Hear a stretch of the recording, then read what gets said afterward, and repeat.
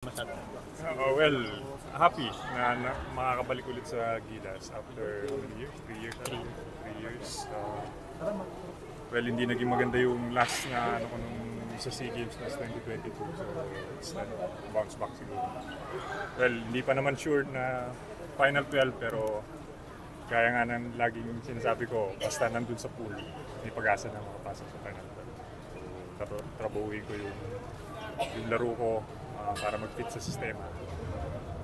Malay natin, makasama sa Final 12. Troy, kailan sinabi sa'yo ni Coach Tim na magiging part ka ng Gilas? Immediately after nung injury ba ni KQ or even before that? After ng mga injuries nila KQ tsaka ni Kai. I think before Northport game ata namin. So, kinausap ako. If ever ba i-call up ako ng Gilas. Sabi ko, why not coach? Sabi ko, hihindihan mo.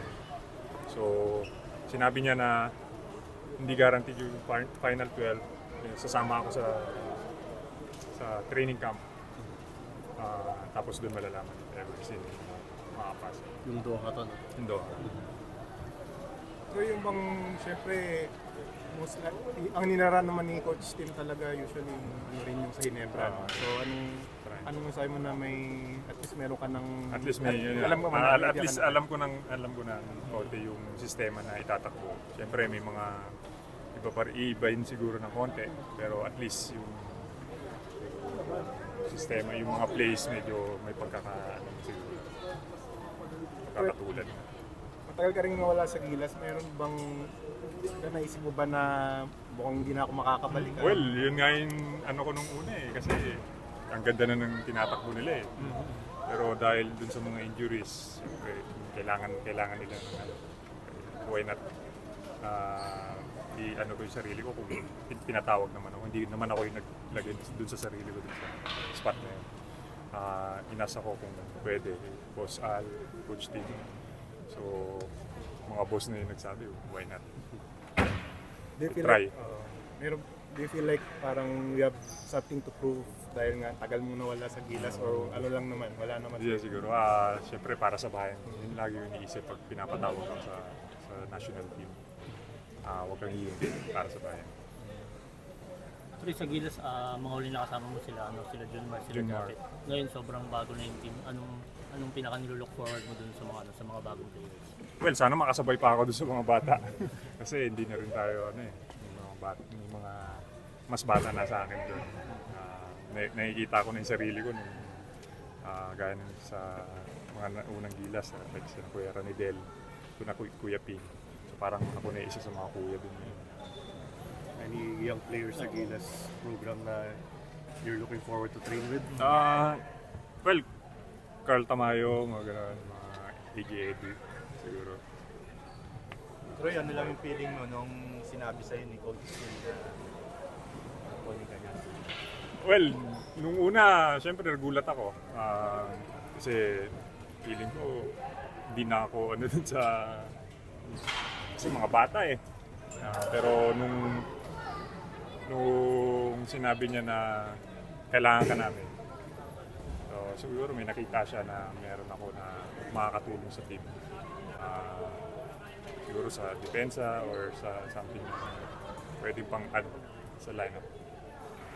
Ang time ni Coach Chot, hindi pa siya assistant niya? Hindi pa. First time. Gilas, nung yung SEA Games dito. Siya naging coach namin noong 2019. So, pero hindi ganito yung triangle na basic lang yung triangle yung niran namin dati. Ngayon, iba.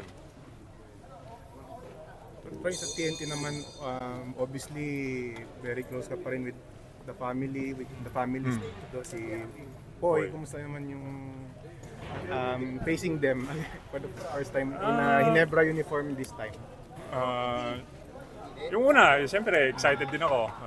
Siyempre, di naman natin mapagkakaila, best friend ko si Poy. Nakakausap ko pa rin naman sina Pugoy, sina Boy Jason. Well, pagdating lang siguro sa court, siyempre iba na. Pero outside the court, siyempre may band pa rin naman kami na buo. So, normal pa rin na usap-usap. But how about in this environment na siyempre TNT Ginebra galing sa finals, tapos si Poy pa nga kinakantsaw pa ng sa Ginebra. Mas ano ba, mas mahirap pa silang kalaban in a way dahil may personal relationships ka sa... Hindi naman. Siyempre, professional tayo. Basketball yan. Kung outside basketball, siguro. Okay. Troy, si Mikey Williams, nakita mo. Nakita ko nga kanina, hindi ko nga nalapitan kasi medyo marami rin tao kanina eh. So I'm happy na yun nandito na siya. Hopefully maayos lahat ng gusot na naharap niya. So, Hindi mo siya nakausap? Sa nami-message ko siya. Siyempre, may mga development naman daw. Pero tingnan natin sa mga susunod na. Sana maging maayos na rin para makapaglaro niya. Nakakamiss na rin makita siya sa court eh. Naaya mo siya sa Ginebra. No? Naaya mo siya sa Ginebra. Bakit hindi? Ba? Pwede, bakit hindi? Ano naman siya na teammate. Ayos naman. Wala naman ako na ano sa kanya na bad attitude. Issues. Okay, Troy. Thank you.